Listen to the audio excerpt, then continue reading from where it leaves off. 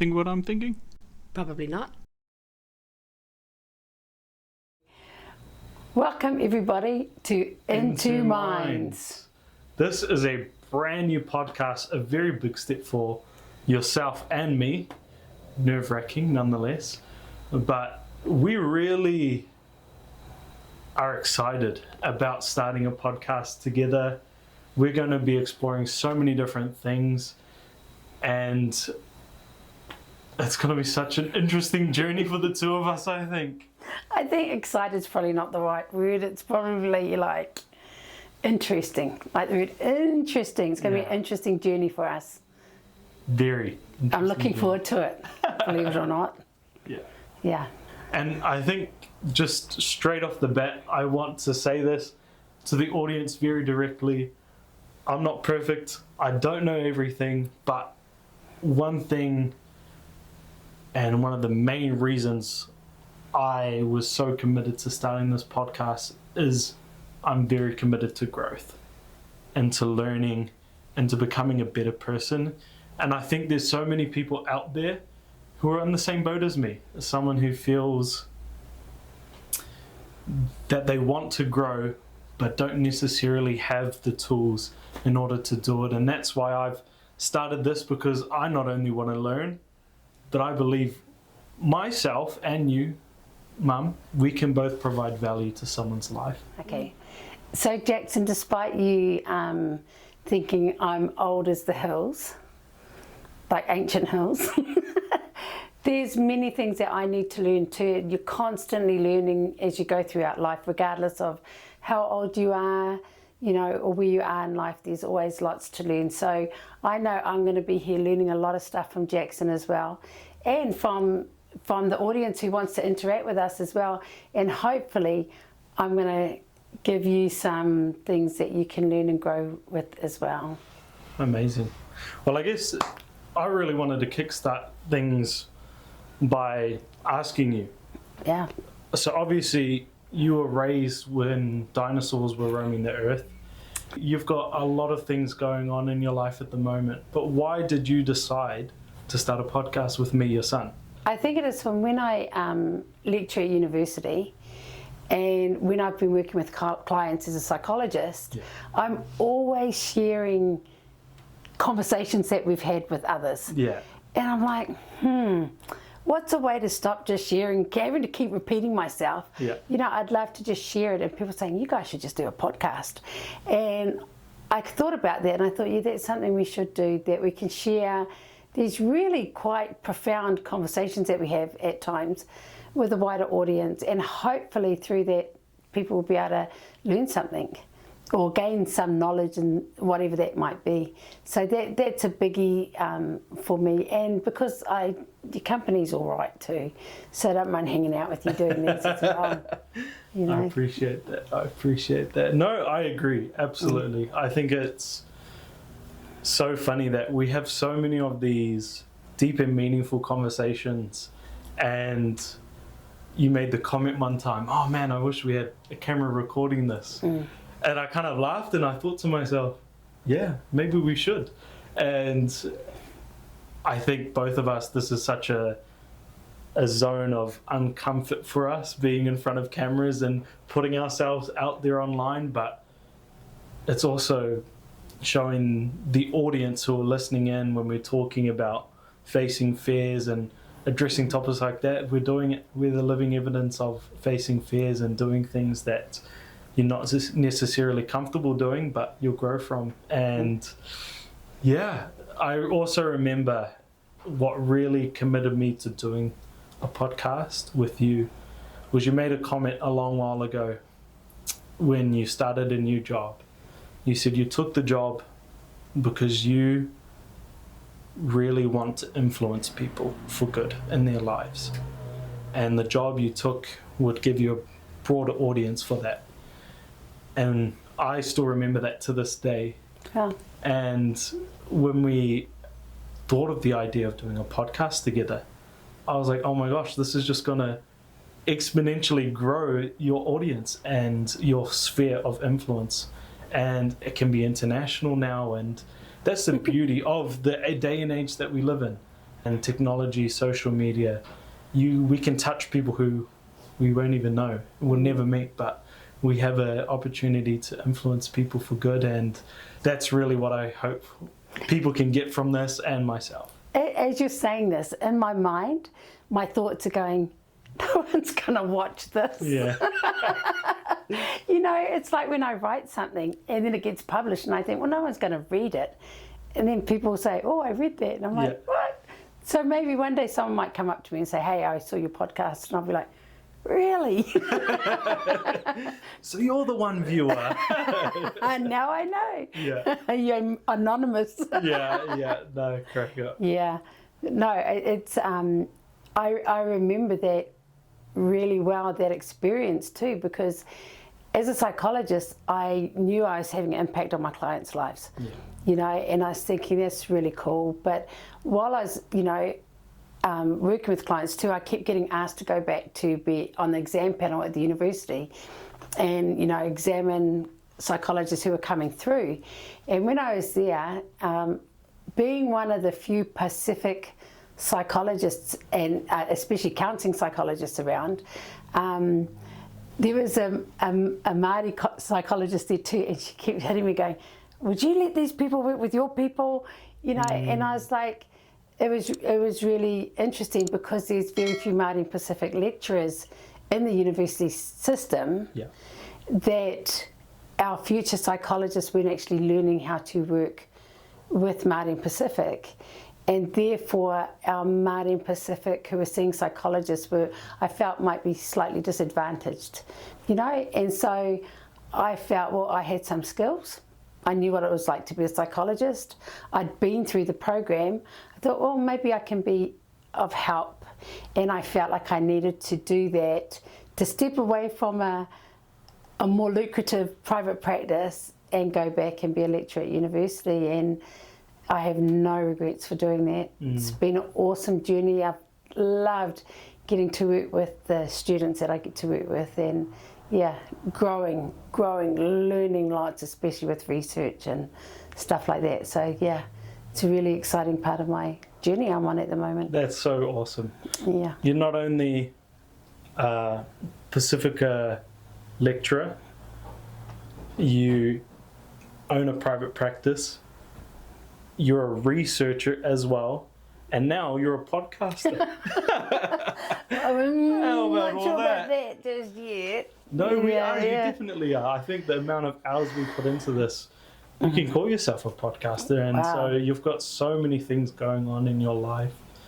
And where did you see the need to do a podcast? I see that there's a lot of podcasters out there, young, beautiful, you know, all of this being podcasters, but I didn't see many from different generations, and I haven't seen a mother-son podcast yet. And so I've seen lots of them doing exercise and that. Don't think we'll do that. But you know... Hold on. I just want to clarify with the audience. We wake up at 5 a.m. every single day and we go to the gym together. Yeah. Whether we record that and put it out there, probably never. Yeah. But in terms of exercise, Yeah, we're you're right. onto it. You're right. My problem is with our exercise training is that you want to get buff, and so you're doing a lot of strength training. So I'm getting buff, but I need to actually not get buff. But anyway, so yes, but I love it. So, you know, I feel like we bring a new flavour. Yeah, for sure. You know, to the scene, to the podcast scene, and hopefully it's a flavour everybody likes. Yeah, we're Pacifica as well. Yeah. And we're very proud Tongans. Yeah. I know everyone can tell because of my dark skin that I'm Tongan, but that is very much another different, like you talk about, it's a different flavour where a mother, a son, we love each other, we agree with a lot of things, but boy can Mum and I butt heads. Yeah. In We fact, can at very the much gym, butt heads. I will tell you, at the gym the other day, he made me cry. And I don't cry much, but I actually cried at the gym. So that's for a whole episode on its own. But as you can see, like I get a good tan in summer. That's my Tongan side. And in winter, I go white. That's my English side. And so I get to walk two worlds. So if you're single and you're out there and you're looking for, 60 and single, well, here I am. You get two for the price of one. Oh my gosh. Okay, please delete all that. Oh my gosh. This is a podcast about growth, about development, about a life journey, not about. Oh my gosh. yeah. This is not Tinder, all right? This is Delete not your Tinder that. profile. Mutual. It's No. Crazy. Yeah. But no, I think this is going to be an awesome journey and for people to see. But Jackson, they're getting to see a little bit about us, but tell us a little bit more about your journey that got you here.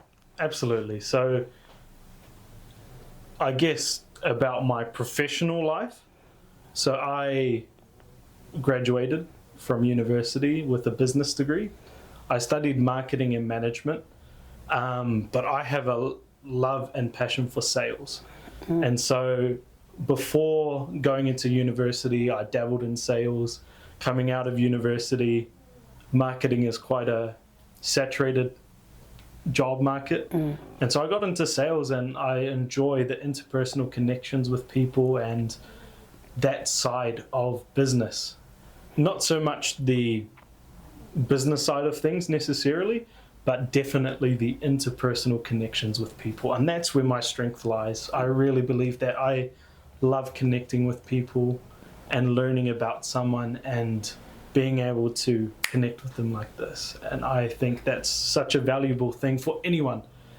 And no matter what your profession is, people is ultimately either a consumer of yours or a client of yours or someone that you have to work with as a person. So at the end of the day, that's where my input will come from, is from an interpersonal connection role, a business side of things. But also, I remember growing up, you were studying to become an osteo, and then somewhere down the track, things got blurry, and then you were all of a sudden becoming a psychologist. Now you're technically a doctor, all right, because of your PhD study. So where the heck did that come along? Like, what has happened in your life to get you to where you are today? Well, I think if you want to know about my life, you probably got to start at the beginning, and I grew up as a first generation Kiwi. So my mum came from Tonga and my dad came from the UK, from England. And we were raised on the North Shore because my dad was in the Navy. And I was raised on the shore with my 5 siblings. And at that time, there wasn't many Pacific people around. So there are a few challenges around, racism and what have you. Even though I don't look Tongan, I don't look English, so I'm in that too white to be brown and too brown to be white, So that was a challenge in itself. And then my dad died when I was 10. So that brought again challenges of people not knowing how to deal with someone like me going through grief, someone young. But a beautiful thing around that time though was my mum took me back to Tonga with her, and she went through her own grieving process in Tonga with her family, and that was beautiful to be a part of that. But when we came back, I had a mum who now had 6 children, single parent, no benefits back then, raising us, working her butt off as a sewing machinist during the day and a kitchen hand at night in a restaurant. So it was really tough, and so I didn't have a lot. Mum wasn't around a lot, but when she was there, she's cooking and cleaning, and her kids were her number one priority, no matter what. But because she wasn't around so much, and I had a sister a little bit older than me who was a bit of a tutu, liked to get into mischief, but liked to drag someone along with her, I got into a bit of mischief early. And that didn't help at school, where I was kind of like not handling what was going on in my life very well. And I wasn't really good with words. And so I used my fists a lot, and I got in a lot of trouble, a lot of fights, and the way they dealt with it was I became quite angry. I was angry then, because I didn't know what to do with it, and so they just put me behind a curtain in the hall, and made me write out of a book, just copy stuff in a book. However, during that time I was really isolated. I was a young adolescent, isolated from my peers, even though, you know, like I would go there at 8:30 in the morning, leave at 3 o'clock. No one was allowed to talk to me. However, fortunately my friends were nonconformists like me, and they'd sneak in and see me anyway. And then, because I'd been such a ratbag, they thought if they put me from Form 2 to Form 4, so that's I think year 8 to year 10, then being with older kids, I wouldn't get up into trouble, you know. Unfortunately, I just fought older kids, you know, so it wasn't helpful. And it came to the point where the school, at that time, if you were 14 years old and the school got you a job, they could kick you out to that job. And that's what happened. And so I was out of school at 14 and leading a very colourful life of substance abuse, yeah, all the antisocial behaviours that come with that, and it really, you know, lived a hard and fast life for the next few years. During those years I found God, but I was still not really prepared to take on that commitment at that time, and so I let that go. And in my early 20s I had my first child, got married, had my first child. Unfortunately, my husband and I at that time were both very fragile, I guess, mentally people, you know, like we shouldn't have been married, shouldn't be having children, you know, and so it didn't last. And but I can say my daughter saved my life. Having a daughter saved my life. And I turned to God then and put my daughter first, because I knew that I wouldn't do it for me, but I'd definitely do it for her, yeah. You know. Changed my life around, gave up everything, put her first, and started dabbling in studies. And then I went to class. I was doing child psychology. Incredibly, I don't know why, but I was doing that because everybody else was doing it. And in class they said, you should never put your children in daycare. And I was like, oh, I'm such a bad parent. My child's in daycare while I'm here studying. So I left class, went out, got her out of daycare and vowed to be an at-home mum, you know. Yeah, and then fast forward, after that one got married again, had 3 more beautiful kids. That marriage didn't last either. I don't think it's just me though, like people think, oh, it must be me. No, it's not me. And then during that time though, during my marriage I studied as a naturopath and specialised in massage therapy, which led me to working with Mate Matonga, and also a lot of top rugby teams, a lot of professional athletes and things like that. So that was really good, and it gave me a kind of passion for the body. And then when my marriage broke up, I decided I'd take that further and studied osteopathy. So I thought, okay, I've done a lot of work with the body, now I'm going to do the work with the mind. And so I studied, graduated as a psychologist, and believe you me, none of it was easy. I was going through a horrific marriage breakup that took 7 years of being dragged through family courts and what have you. Trying to raise my beautiful 4 children, my oldest daughter being 17 and having a baby as well, so having a grandchild as well in that mix, and just so much. It was really tough, but I knew that I was meant to be a psychologist, so it didn't matter that it was tough. I knew you just had to get through it, you know, and really dug deep, and my children, my family dug deep too. And so here we are now. Since then I've graduated with my PhD. I've done a PhD. I've got an amazing family. I've got 4 amazing kids. I've got my 10th grandchild was just born, you know, a month ago. And 11th on the way. Number 11's on the way. Wow, yeah. Will be arriving here. She will be arriving soon.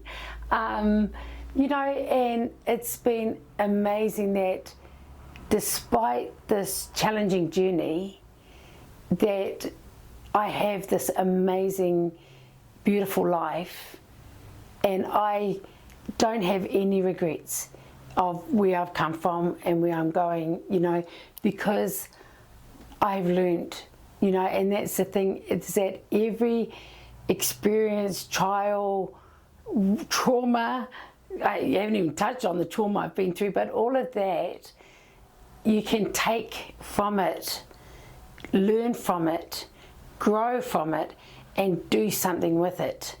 You know, it doesn't have to be a trauma, it can be an experience, you know, and I feel that that's what I've done, and I hope that my experiences and my learning, I've been able to impart on my children so they don't necessarily have to go through all that stuff to gain knowledge. Yeah. Yeah. Wow, that's beautiful. That's powerful. A lot of what you've shared and your story is such a powerful example of overcoming tough times. It reminds me of a really cool kind of metaphor that I've heard that has touched my heart, and it's a story. It's called The Whirlwinds. So it's about two trees being planted. One grows in a nice calm environment where there's not much winds and not many breezes, and it grows and it's this big beautiful tree. And then there's this other seed that is planted in harsh environments where there's storms, there's thunders, there's winds, and this tree forms these deeply rooted, strong roots and strong trunks in order for it to last in these harsh environments. And when a storm comes through the city where these two trees have grown and been planted, the tree that hasn't grown up in those harsh environments is uprooted, uplifted, and flown away. Whereas that tree that grew up in those tough times is so strong because of those experiences, and is now, when tough times hit, it's ready to take the blow. And I look at your life as an example of that, of times of struggle, of trials, of trauma, in all honesty, and how you've become such a strong person because of those experiences. You haven't let them lift you up and take you away. And yeah, there's been moments where you said you've embraced the darkness over the light, but I look at the woman you are today.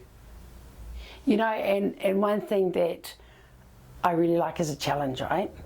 And when I became a single parent for the second time, I was told that my children, because I'm a Polynesian woman and I live below the poverty line, that my children are going to be low achievers and likely to end up in jail. And if anyone knows me, you don't throw a red flag in front of a bull, because that just brings fire to my soul. That motivates me to go, stuff you, my children are going to be awesome, high achievers. You're not going to tell me I'm not going to be I don't want to be a statistic, you know. And so I worked really hard to make sure my children weren't low achievers. But I think I was truly blessed with kids too that were pretty amazing anyway. You know, I had a good canvas to work with already, so I was blessed with that. But I just want to say, don't ever let anyone tell you that you can't do something because of circumstances or the situation that you're in or whatever. You can be whatever you want to be if you do the hard mahi, the hard work. You know, you can achieve amazing things. I think you love being an outlier, right? Yeah. You're an outlier to that statistic. An anomaly. An anomaly, yeah. Yeah. So I mean, I look at my siblings and all their kids, and yeah, I have such an amazing family. We have such an amazing family, and we're blessed. Absolutely. Yeah. We're definitely not perfect, and we have a lot of learning curves and learning moments, you know. But that's life, eh? Yeah.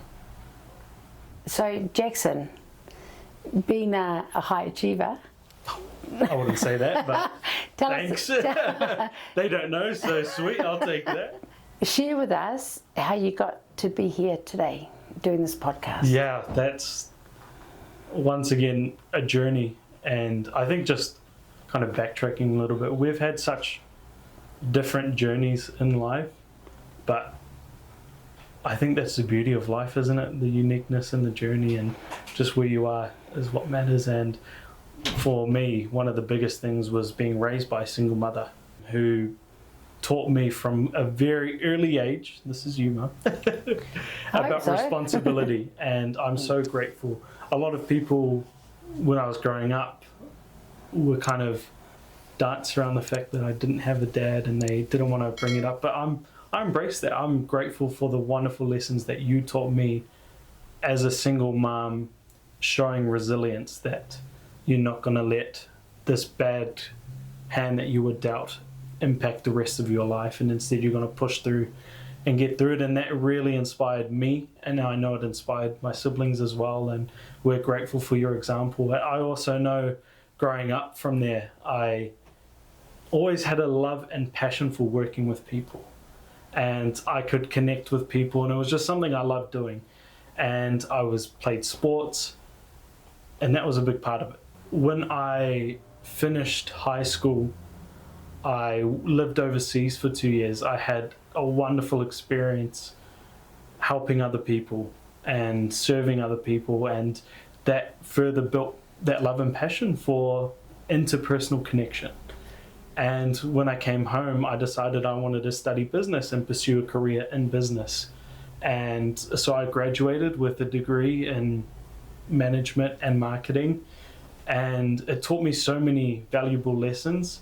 I'm not the biggest fan of university. This is going to be a whole topic on itself because you work at a university, so that's an interesting thing. But I'm so grateful for the valuable lessons I learned there. And once I finished university, I got into sales, and that's been a whole journey on its own, but one that I'm so grateful for. And the lessons along the way, I can truly say, oddly enough, it's the hardest times that I learnt the most. It's when the going gets tough, when you dig in and you grit your teeth, that's when you truly find yourself and you learn how to grow. And I know there's probably so many people out there listening today to this podcast who feel like they might be in that point in their life where they're having to dig deep, when they're going through a tough time. And I just really hope you can see that we are two imperfect people who have gone through these struggles, maybe not the same as your own struggle, but similar struggles, and we've gotten through them on the other side. And I guess my message is that there is a light at the end of the tunnel. And through these podcasts, we hope that you'll be able to feel a connection with us, that you'll be able to glean from some valuable knowledge that we'll have to share, and that you will feel the hope that we've felt, and when times have been challenging. But it's not all doom and gloom in what we do. And it's not all roses either, because we will disagree on quite a few of the topics as well.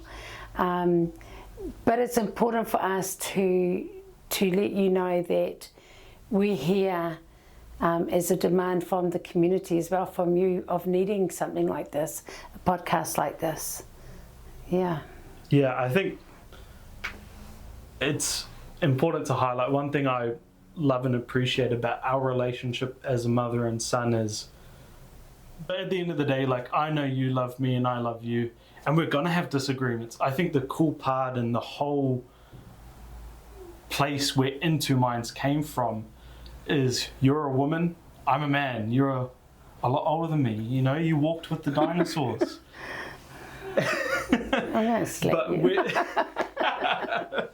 But we have different mindsets as well because of our upbringings, because of experiences we've had in life.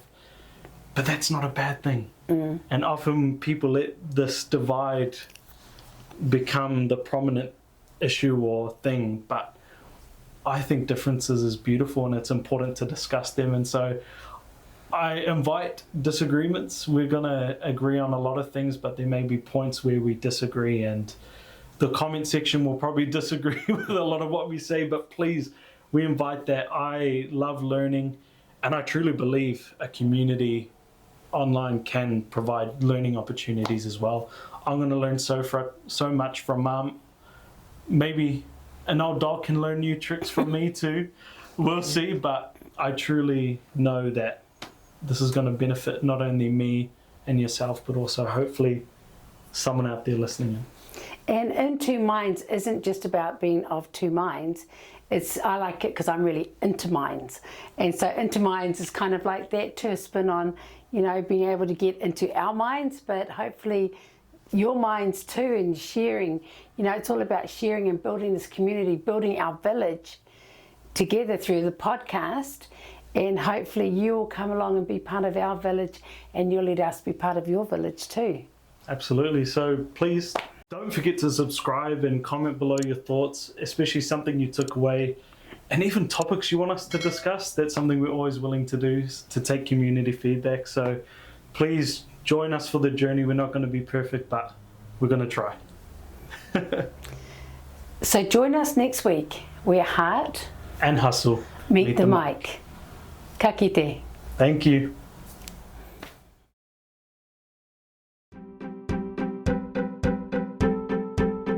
You think what I'm thinking? Probably not.